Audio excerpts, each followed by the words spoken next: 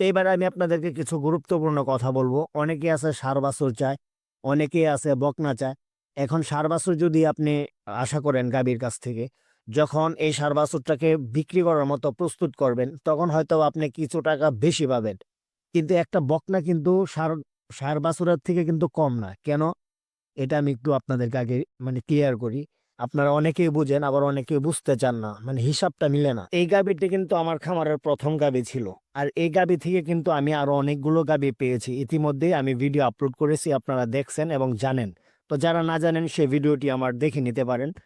তো যাই হোক, মূলত একটা গাভী যখন বকনা দেয়, সেই বকনার কাছ থেকে কিন্তু আপনি আরো দুধ আশা করতে পারতেছেন, মাংস উৎপাদন পাচ্ছেন। আবার সেই গাভীর ঘর থেকে ভবিষ্যতে আপনি আরো বাচ্চা পাবেন, আরো বকনা পাবেন বা ষাঁড় গরু পেতে পারেন। এটা আপনার ভাগ্য। আচ্ছা, যাই হোক, কোনো অংশে কাউকে ছোট করা যাবে না। গাভী কেউ ছোট করা যাবে না, বা বকনা কেউ ছোট করা যাবে না, বা ষাঁড় গরু কেউ ছোট করা যাবে না। আপনি